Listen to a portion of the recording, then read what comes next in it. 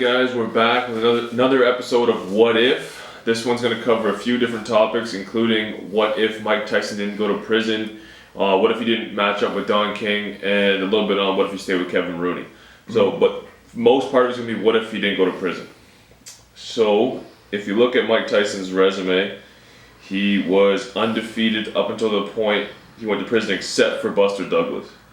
He lost that fight, and then he had 4 or 5 fights after the Douglas fight, and then was forced into retirement because of the rape charges. So take it from there. Yeah, to be honest, I don't even think the going to prison thing was the major factor as to why he wasn't as dominant for a longer period of time. I think it had more to do with the fact that Customato passed away, and that kind of started to allow him to be less disciplined, and he didn't really have like that father figure in his life anymore. So he got with Don King because Don King basically manipulated Tyson, who was a kid essentially. Tyson got rid of Kevin Rooney, and that was basically the huge factor. If you look at Tyson before Rooney, he was a totally different fighter. So I think if he had have stayed with Kevin Rooney, he would have never even ended up going to prison, because he probably wouldn't have been in a situation like that anyways, even though I don't think Mike Tyson did that at all. So he was 25, I believe, when he went away. He came back when he was 29. If you look at the run he went on before he was forced into retirement, he fought Trevor Berbick, James Bonecrusher Smith, Pinklon Thomas, Tony Tucker, Tyrell Biggs, Larry Holmes, Tony Tubbs, Michael Spinks, Frank Bruno, Carl Williams, lost to James Buster Douglas, Henry Tillman, Alex Stewart, and Donovan Razor Ruddock twice. So, that's an amazing run. I don't care what people say. That was a good era for heavyweights. Mike just made them all look like they weren't good. That's how good and elite Mike was. But, so, it's pretty easy to say, yeah, if Mike didn't go to prison, Mike didn't team up with Don King, he likely would have continued on that dominant path and just destroyed the division. Because if you look at his resume, after he doesn't really have a significant win after his return to the sport. So he beat Peter McNeely, Buster Mathis. His biggest win post prison career would probably be Frank Bruno in a rematch. He beat Galata. Yeah, it's no contest though. I don't know what happened with that. He stopped him, and he made Galata quit in going into this. I think it was the second round. He broke Galata's ribs and his orbital bone in the first round, I believe. Galata quit, and then they gave him a no contest because he tested positive for marijuana. Right. Okay. Marijuana. Yeah, that's crazy. So it's easy to say that, but then we're forced to acknowledge the Buster Douglas situation. That actually happened. That's real. That was prime Mike Tyson before he was forced into retirement. So it's hard to say. What do you think would have happened if he wasn't forced into retirement? He would have.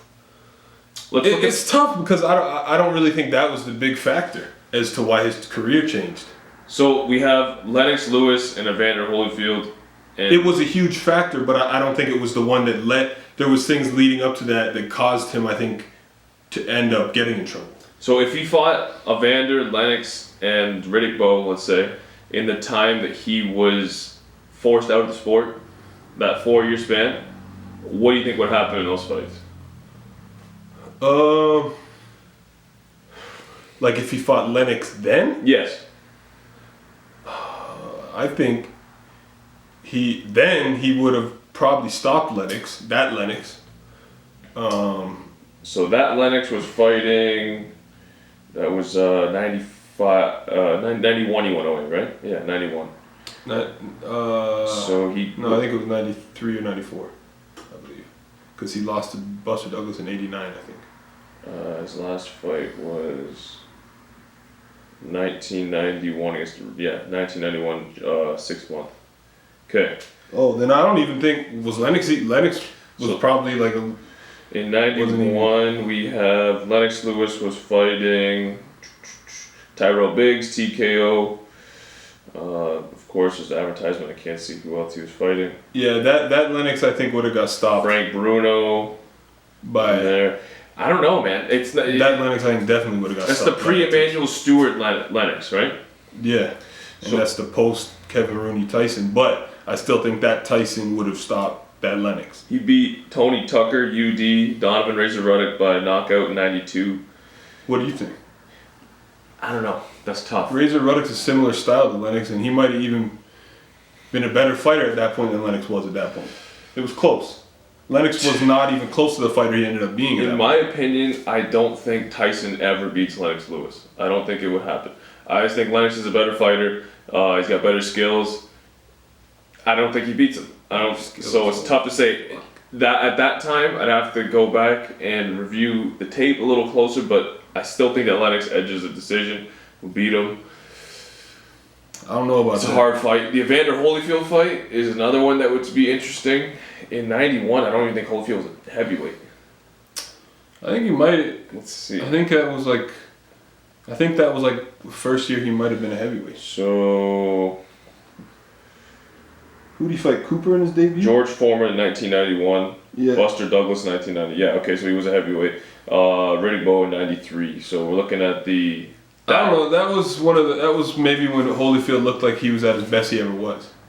Yeah, I don't think Tyson would have ever beat Holyfield. I don't see that as well. But if you're talking about Tyson in those years after he lost to Douglas, I don't know. He wasn't the same fighter. He didn't really train nearly as much. If you're talking about Tyson that beat Spinks, 1986 Tyson that beat Berbick, I think he beats, probably stops Holyfield, even though Holyfield has a great chin. He's faster, and he was more talented to me. I think he stops Lennox, because Lennox used to pop with his jab. He would have got hit with hooks and right hands through the middle to the body. And who was the other person you named? Riddick Bowe. Riddick, that would have been I don't know, that's a tough fight. Because Riddick was really big and he knew how to hold his own on the inside as well. So that would have been a good fight. I would have edged Tyson in that, but that would have been a hell of a fight. At Riddick at his best. We were robbed of some of the best heavyweight fights of all time in those 4 years, just because he was out of the division. So it's unfortunate. I don't think he beats Evander. I don't think he beats Lennox. Not even the Tyson that beat Spinks or Berbick. I don't know. That's not really relevant though, because they weren't at the time. They weren't there at that time. But We can only go off of when he was gone. yeah, but if he didn't ever get rid of Kevin Rooney, he probably would have been the same fighter. Yeah, maybe. He was only 20 years But old. that's a whole bunch of what ifs. It's hard to say. Tyson is just, his career is so interesting because he does have all these things that happen to him. He had all of these mental problems. He has that Buster Douglas loss. So it's like, if you're losing to Buster Douglas, He didn't even train for the fight though. it doesn't matter though. Who says he's going to train for another fight? If he does it once, why is he not going to do it again? Yeah, that's why I'm saying it's tough to go by that Tyson. The Tyson that was fighting those guys after he left Kevin Rooney and got with Don King. That's why it's tough for me to go by that one. Yeah, I get it. I understand what you're saying. If you had to stay with Kevin Rooney, it's a whole different conversation. Exactly. Whole different conversation. But based on the facts of what we have, of him being with Don King and him being with the trainers he was with, I don't see him beating Evander Holyfield. I don't see him beating Lennox Lewis. The Riddick Bowe fight, another tough fight. I don't see him. The only one of those, I think he would have lost to Holyfield and Bowe, but I think he would have beat Lewis at that time, even though he wasn't with Rooney. But I think the Tyson that wasn't with Rooney, but before he went to prison, probably would have lost a decision to Holyfield, and he probably would have lost a decision to Bowe. But if we're talking about 86 Tyson, I think he would have beaten all of them, honestly. Right. Okay.